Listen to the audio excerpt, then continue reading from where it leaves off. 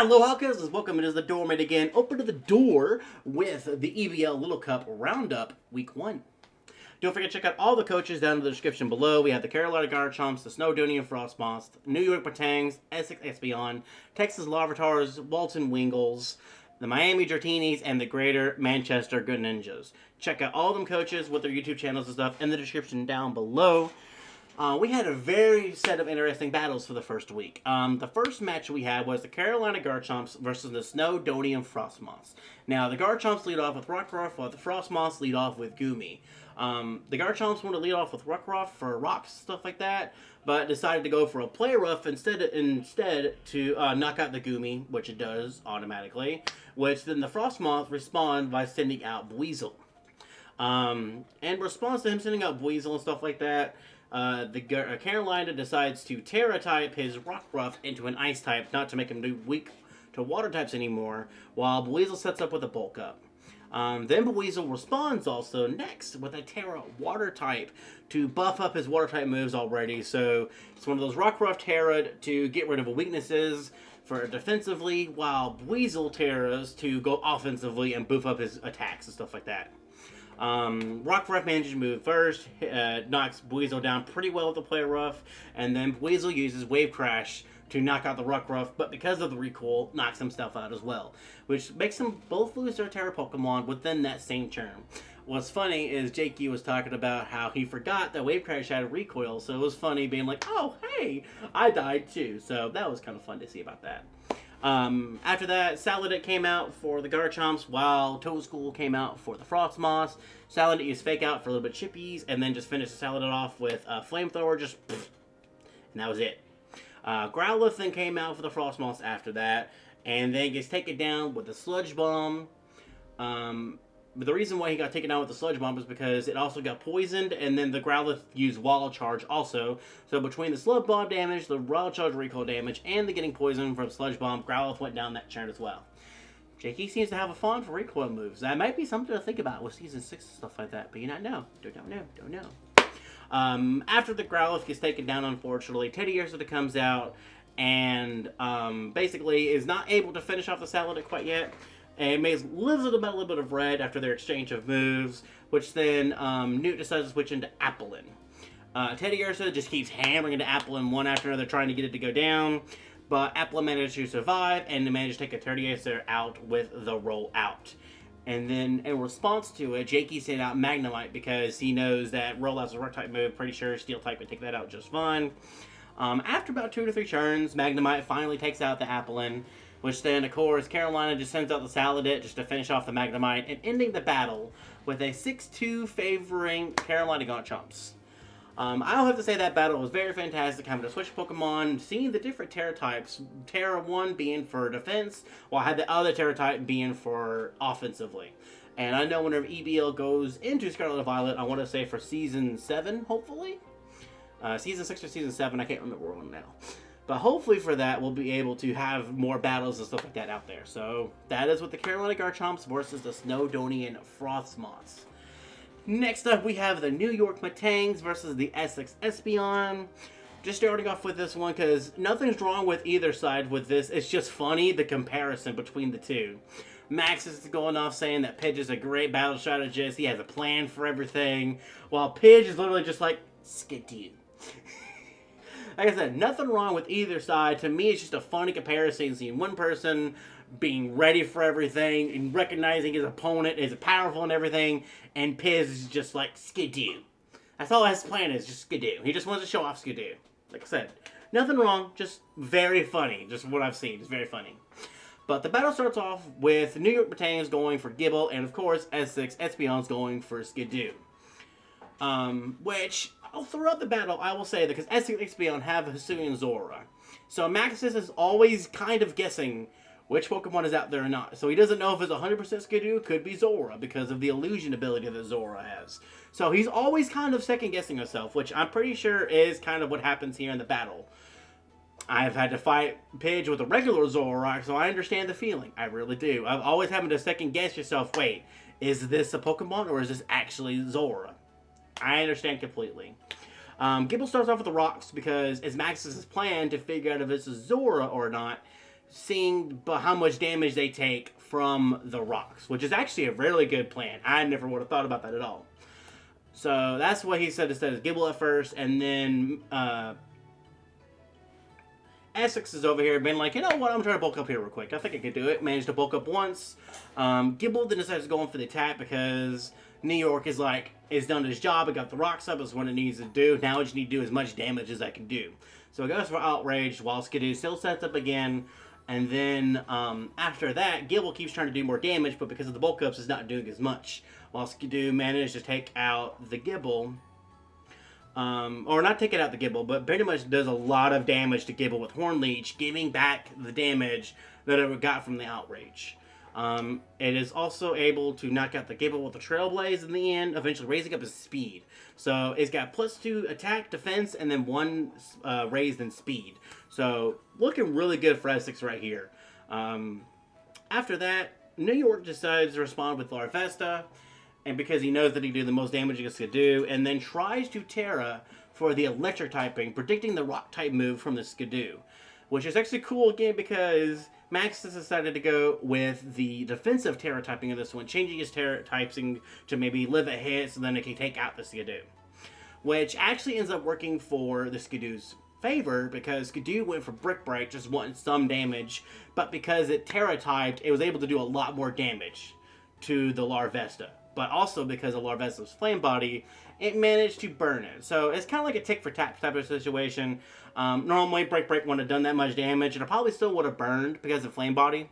But because of Max is trying to go with the defensive electric typing, predicting the rock type move, Brick was going to do a lot more damage. So to me, that's like a tick for tack situation. Max, Essex did manage to get more damage against Larvesta, but Larvesta managed to get the burn off of it and stuff like that. But the burn didn't really matter too much in the end because of the fact that the next turn, Larvesta managed to knock out the Skidoo, no problem at all. That one Trailblaze was not enough for the Skidoo to outspeed the Larvesta for that to happen. Pidge then, after that, brings out the Drifloon. And funny, because Maxis is the one Pokemon that Maxis was worried about because of his move pool and stuff like that. Essex decides to throw a completely left-turn move and go for Destiny Bond with Larvesta. And Larvesta does Flame Blitz, takes out the Drifloon, which takes is that as well. It threw off New York's plan because they were expecting Drifloon to do all this type of stuff, and Drifloon's like, nah, you're just gonna go down with me. And that's ended up happening. So between Drifloon having to go down and stuff like that with the Destiny Bond, not expecting that, and then always having a second guess with New York and stuff like that, my bad. With New York always having to second guess itself because of the illusion ability, and with the Drifloon play that was not expected, I wonder if it maybe knocked him off his battle plan to a degree. But after both Pokemon go down, Maxis brings out Bronzor, while Pidge brings out the Hisuian Zora disguised as Galarian Meowth. Now, what's funny is that Maxis looks at the damage that Stealth Rock does, and like, that's not enough, that's too much damage for the rocks to hit a Steel type. So he actually predicts this is the Zora. He actually predicts this is the Zora here, and he decides to go out into Roly-Coly, which doesn't work out in his favor because that's whenever Pidge decides to set up a Nasty Plot. With it being +2 in a Nasty Plot, Zora just knocks out Roly-Coly with ease, and then which brings out Maxis to bring out the Sedaddle, because Sedaddle has a lot of HP. I guess he was hoping for it to eat up the hit, but then Pidge decides to use his own Terra to Terra Normal and then Terra Blast. So the way that works is that he was already a normal ghost type. He went to a pure normal type. So he has the stab from normal, the Terra boosted normal Terra type, and then the Terra type being normal type. It got stabbed from being already normal. So I know I kind of said a weird roundabout. But basically, Terra Blast still stayed normal. It gained stab from it already being a normal type. It gained stab from it being a normal Terra type. And with being +2, just knocked out the Sedaddle. No problem whatsoever. Then Zora cleans up with the rest of New York's team, honestly, with the boosted stats from the +2 Nasty Plot being normal type, Zora being very fast. It just knocks out the last 1 or 2 Pokemon I think Max has, ending the match with another 6-2, but favoring Essex Espeons. I do apologize if I go around about sometimes. I'm not trying to. It's just something that happens. So please do bear patience with me. But that battle, I felt like would have went a lot better if New York didn't have to constantly second guess itself on whether this is either the Zora or this is not the Zora. Because then New York's like, okay, I know what to do here. I have a plan for it and everything.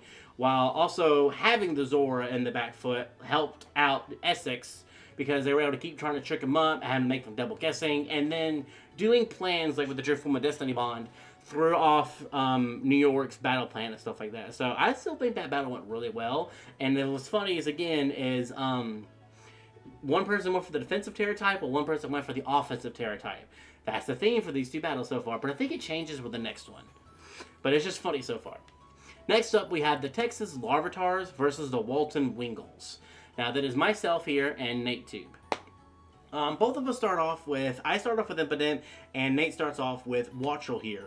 Now, fun thing about Impotent is that even though he doesn't have the base stat and stuff like that, he still gets Prankster. So, like, Parting Shot is one of the best moves he has, honestly, in this entire generation. Able to lower attack, special attack, and then switch out another Pokemon. I'm sorry, to me, that's one of the best moves that Impotent and Grimmsnarl can actually get. But Watchel decides to try to go for a Tailwind to try to counteract some of that Prankster stuff. But Impotent starts off with Fake Out, making for the flinch, and then there's a Parting Shot on the Watchel, which makes it switch Pokemon, and then Watchel manages to get the Tailwind up. However, the Parting Shot actually works in Walton's favor, because Watchel has Competitive, which you did not know raises the special attack twice when getting lowered by a stat once. So it kind of works, I think. It's not simple. There's another ability, like Defiant, I believe, to a degree. No, it's not Defiant. I can't think of it off the top of my head.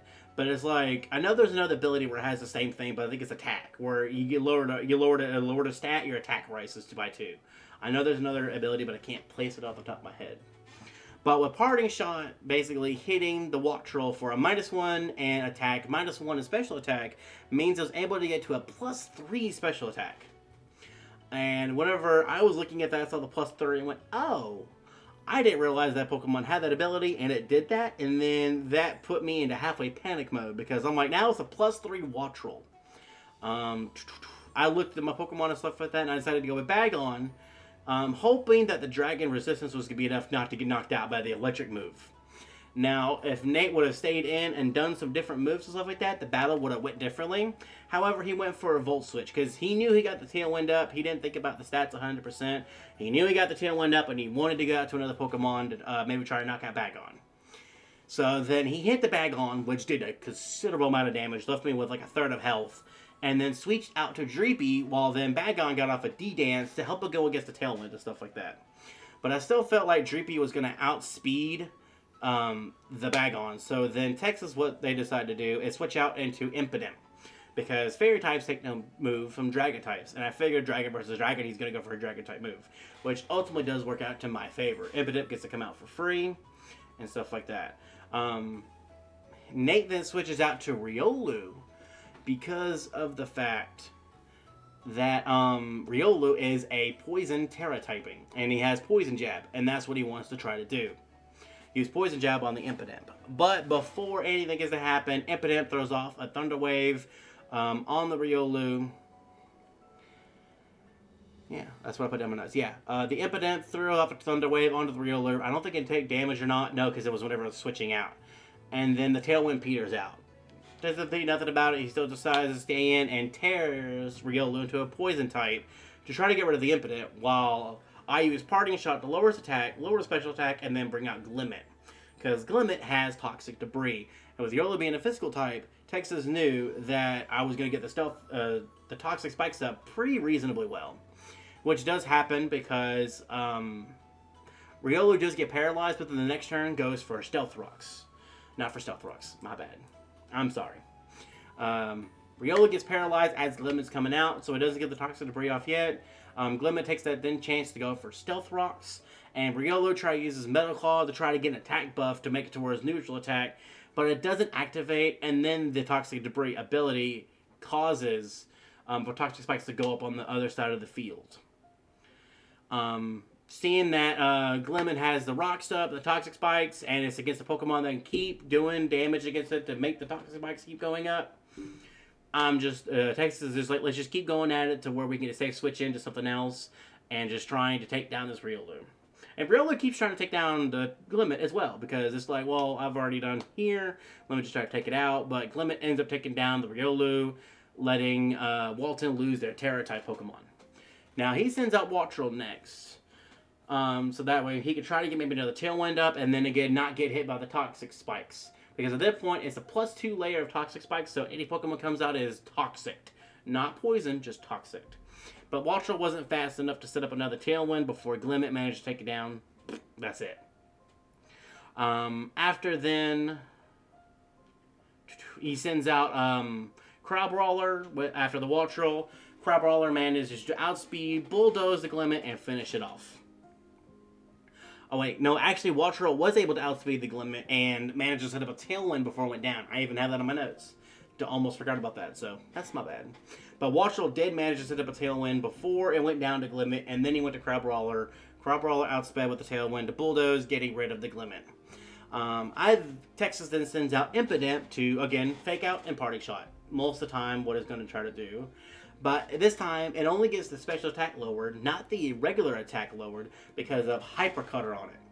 And we managed to get a Hoppip free because it managed to dodge the Gunk Shot that Crabrawler was trying to use to knock out the Impidimp. Texas was trying to get Hoppip out there to use his own Tailwind to maybe counteract the Tailwind that happened before, but Crabrawler still outsped, and Gunk Shot landed, and Hoppip was out of there. Now, I think at that point, the Tailwind did peter out, so then Texas decides to go off with Ghastly. And it tears straight away to Electric type because Ghastly has Levitate, which means it can't get hit by ground type moves. And with it going into Electric type, being only the weakness to Electric type is ground, basically makes it to where Ghastly doesn't have any weaknesses at all. That was the whole point of that, with that one Terra typing. And it does get Thunderbolt, so it gets an extra stab move. But basically, now Ghastly has no weaknesses at all because of his ability, which I don't think Nate knew about, because, or if he did, he didn't think about it because he tried using Bulldoze with Crabrawler. But Ghastly moved first, with Psychic managed to get rid of the Crabrawler. Dreepa comes out, which then it gets Toxic by the Toxic Spikes, and then Ghastly outspeeding and having Hex for doing double damage against like Poison, Sleeping, and Paralyzed enemies, and the Toxic Spikes always poisoning enemies. Hex does double damage, it takes out Dreepy, no problem. Maschiff then comes out and then manages to take a hit from the Ghastly, not dying. And then almost kills Ghastly in one hit, which Ghastly only lived because of a changing Terra type. Because Maschiff went for Crunch. Ghastly lived on 12 hit points. If it would not have Terra, it would have died, and this battle would have went differently.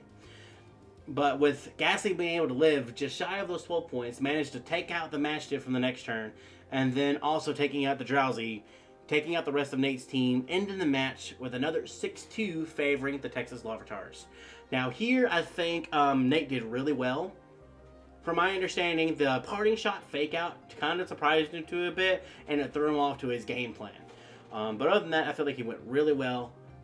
Honestly, I don't see... Only other thing I can think of what he would have done to make the battle different was maybe staying with the Wattrel instead of going for Volt Switch and doing some different type of moves. Being +3, you would have done a significant amount of damage, but that's only me. That's my opinion. If you feel like you did, if you have any other opinions or anything, comment down below. That's all I have on that one. And then the last fight is the Miami Dratini's versus the Greater Manchester Greninjas. Now, Miami starts off with Tarantula, while the Manchester starts off with Lechonk. Miami starts off with a first impression to do massive damage, which surprised Miami. Surprised Lionheart. He was like, whoa, I didn't expect to do that much damage. While Manchester uses a headbutt to get back some damage, but not enough. I think First Impression does have a first priority turn, because Lechonk goes first in the next turn with a dig, hoping to avoid a hit and maybe do some damage, while the Tarantula uses Sticky Web, which is actually really beneficial for Miami's favor, because it lowers the speed of the Pokemon entering the field the next turn. So with that, Miami's like, you know what, Tarantula did his job and everything, I'm going to go into Chespin here, it can either dig pretty well, which it did end up doing. Then next turn, Chespin sets up a Belly Drum, while Lechonk tries to take it out with a Disarming Voice, doesn't do enough damage, because Chespin is a normal grass type, has not gained the fighting type, I believe, when it goes into Qualadin. I could be wrong about that, I'm sorry if I'm wrong. So, it manages to Belly Drum up, still has some HP, and then with that Belly Drum up, it managed to use Trailblaze another fun move that's been used to raise its speed and take out Bulbachunk. So Chespin is +6 attack and +1 speed, and then at the same time there's sticky webs on the other side of the field, lowering the other Pokemon speed by 1. At that point, Chespin takes up Noibat, the Bramblin, and then whenever Ponyard comes out, Chespin actually had Terra Blast, and it Terra'd into a fighting type. So that way, make the Terra Blast fighting type, and then take out the Ponyard easily. Which is funny, because in that one, I forgot to say in the last one too, Texas and Walton both did their Terras for offensively. While this one, only Miami managed to pull off the Terra type and use it for offensively as well. Not too many defensive Terra types, but there was a 1 to 2 there. Most of it's been used for offense. But because of, so let me get back to Miami versus Manchester, with the Miami changing to a fighting type and having the Terra Blast against the Ponyard, KOs it. And then Chespin just continues to just take out the rest of the team, being +6, +1 speed. Yeah, no, that Chespin was definitely, doing a lot of damage too fast. With ending the match with a 6-0 in favor of Miami. Not necessarily a full sweep because Tarantula did come out and then everything got finished off by Chespin, but still a sweep nonetheless. I feel like in that there's nothing you could do against a +1 speed, +6 attack Pokemon, especially with a little cup like this. Now, if we had other things and stuff like that, maybe. But honestly, at this one, I think both trainers did the best they could well do. That is for week 1. Let me go to week 2 here, because I did not manage to write that down. For the schedule. It is the semifinals. We have the Carolina Garchomps versus the Miami Dratini's. Doing no predictions here. That's not what I'm supposed to do. I'm just going to talk about what happens in the round and talks about what the next rounds are going to be. And then we have the Texas Larvatars versus the Essex Espeons. That's the 2 next fights that we have. After that, we'll be going off to the finals, and then the winner of the Little Cup. I do apologize if I talked a little bit fast, and I kind of ran around a little bit. This is a newer thing that I'm doing. But other than that, I hope everybody had a fantastic time here. Let me spiel about what I thought about the battles and stuff like that. The notes about what everything happened and stuff like that. And I'm excited for week 2 to do this. With that, I'll be seeing everybody next time. Peace!